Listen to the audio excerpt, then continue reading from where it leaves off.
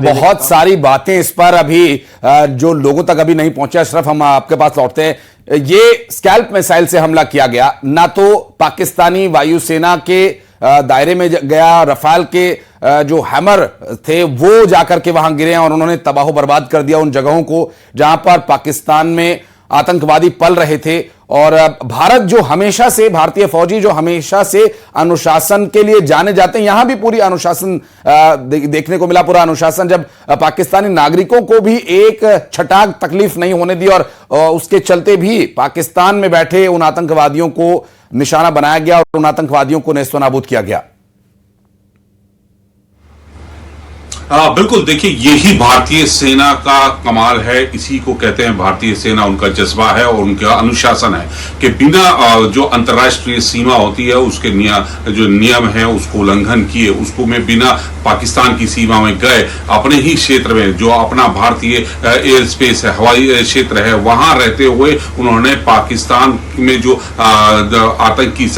आतंकियों के जो गढ़ थे उनको नेस्तनाबूद कर दिया, उनको तबाह कर दिया, उनको खत्म कर दिया और इसमें किसी भी आम नागरिक को, किसी को भी नुकसान नहीं पहुंचाया। जो कुछ हुआ है सिर्फ वो आतंकी की जो ठिकाने थे उनको खत्म किया गया है। 9 जगहों पर ये हमले किए गए जिसमें जैश और लश्कर के जो मुख्यालय उनको खत्म किया गया। इसके अलावा जो लॉन्च पैड्स थे वहां पर यह आतंकी हमला किया और पूरी तरह से सेना ने इस बात का खास ध्यान रखा है कि किसी भी तरह से कि जो अंतर्राष्ट्रीय सीमा है उसका उल्लंघन ना हो, अपने क्षेत्र में रहें। अपने क्षेत्र में रहते हुए उन्होंने इन पूरे ऑपरेशन को अंजाम दिया और पूरी तरह से जो उनके टारगेट थे, 9 जगहों पे आतंकियों के ठिकाने थे, उनको खत्म कर दिया। जिसमें आप जानते हैं बहावलपुर है, मुजफ्फराबाद है, कोटली है, बाग मुरीद के गुलपुर, महमूना, जोया, बिम्बर, ये सब वो जगहें हैं जहां पर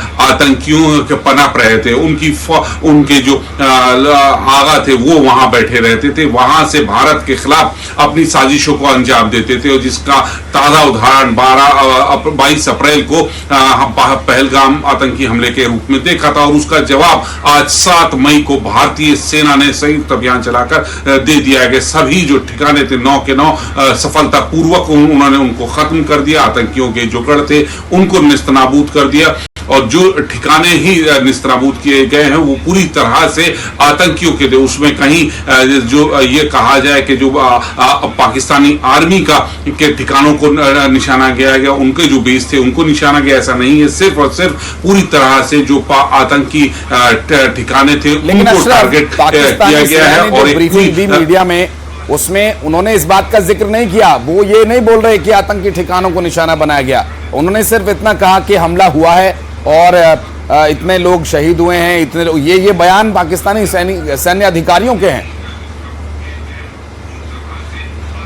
देखिए पाकिस्तान तो लगातार प्रोपेगेंडा करता है, जाहिर सी बात है वो अपने यहाँ पे, क्योंकि इसमें वो कैसे इस चीज को स्वीकार करेगा कि उनके यहाँ आतंकी, उनकी सरजमी पे एक आतंकियों के गढ़ थे, जैश का ठिकाना था, लश्कर का था, इस पूरी दुनिया जानती थी, लेकिन वो इस चीज को मानते ही नहीं थे। वो कहते थे कि मदरसे थे। तो ये जो चल रहा है ये इसी का पापा उन्हीं का उनको टारगेट किया गया है। तो पाकिस्तान ये कभी स्वीकार ही नहीं करेगा, न वो कहेगा कि हमारे जो आतंकियों के गढ़ थे जो पाकिस्तान के अंदर थे वो तो कभी स्वीकार ही नहीं करेगा। क्योंकि आज जो ऑपरेशन हुआ है उसमें से 4 जो ठिकाने थे वो पाकिस्तान की सीमा के अंदर थे, बाकी अधिकृत कश्मीर में 5 ठिकाने थे उनको नेस्तनाबूद किया गया। और इनमें वही थे कि जहां पर वो चाहे वो आप मुख्यालय हो या दूसरे आप ये कह सकते हैं पाकिस्तानी के ये हमारा सैन्य ठिकाना नहीं था या आतंकी गढ़ नहीं था, निर्दोष लोगों, ये तो पाकिस्तान अपना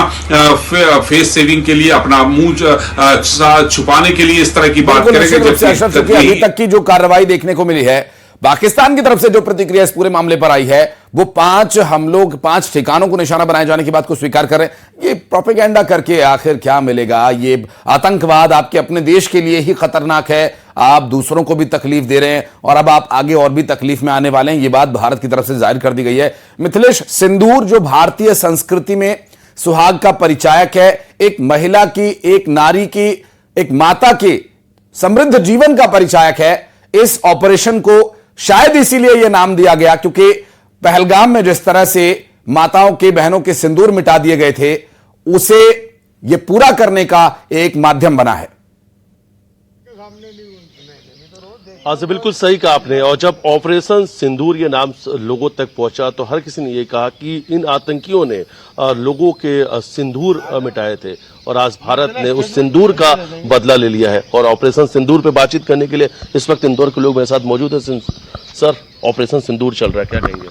बदला पूरा हो गया? सबसे पहले प्रधानमंत्री नरेंद्र मोदी जी को धन्यवाद दूंगा कि जिन्होंने भारत में छुपे हुए गद्दारों को भी मालूम नहीं होने दिया कि हम सवेरे क्या करने वाले हैं, और रात को इन्होंने हमला कर दिया और ऑपरेशन सिंदूर करके और माताएं बहनें बच्चों का बदला लिया। उसके लिए मैं प्रधानमंत्री नरेंद्र मोदी को बहुत बहुत धन्यवाद देता हूँ। सिंदूर का बदला लिया है? सिंदूर का ही बदला लिया है। बदला पूरा हो गया कि अभी बाकी है? कई समय तक चलेगा ये सिंदूर? ऐसा ही नहीं, ये सिंदूर मिटने वाला नहीं है, इसका पूरा बदला लिया जाएगा। प्रधानमंत्री नरेंद्र मोदी, अमित शाह और रक्षा मंत्री को बहुत बहुत धन्यवाद। प्रधानमंत्री ने कहा था कि समय भी हमारा होगा, दिन भी हमारा होगा, स्थान भी हम तय करेंगे।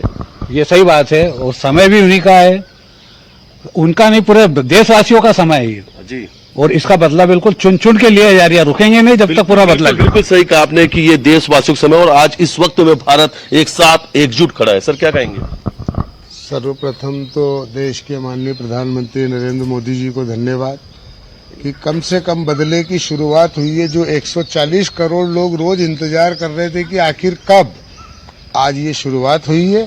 और सर्वप्रथम अपने देश के गद्दारों से शुरुआत हुई है, और मैं प्रधानमंत्री जी को धन्यवाद देना चाहूँगा, रक्षा मंत्री जी को धन्यवाद देना चाहूँगा कि ये कार्य को शीघ्र अतिशीघ्र शुरू करा है तो अंत तक जाए। ऑपरेशन सिंदूर चल रहा है। सिंदूर जो है इसलिए दिया गया कि इन आतंकियों ने जिस तरीके से काराना आतंकी हमला किया तो उसमें कई परिवार के जो कई लोग उनके सिंदूर तक मिट गए।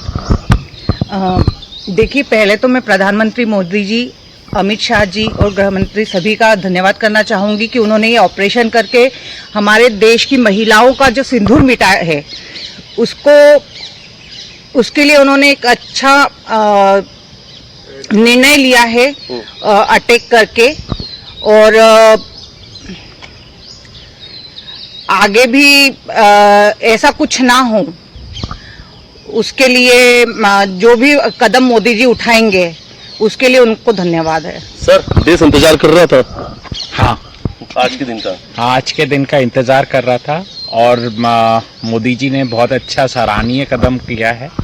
और मैं तो यही चाहूँगा कि मोदी जी जो है बलूचिस्तान और पीओके में और ज़्यादा रॉ को जो है वो एक्टिव करे, और जितनी जल्दी हो सके पाकिस्तान के टुकड़े टुकड़े हो जाना चाहिए, ताकि एक बार में ही पूरी के पूरी समस्या का जड़ से निपटारा हो जाए। बिल्कुल, आपने रॉ की बात की, यही इनपुट मिला था, जो हमारे इंटेलिजेंस इनपुट है वो यही बताती है। और शायद उन्हीं सभी 9 आतंकी ठिकानों को पहले से लोकेट किया गया था, चिन्हित किया गया था, लॉन्च प्लेट पर, सीधा लॉन्च पैड पर वो सीधा हमला किया।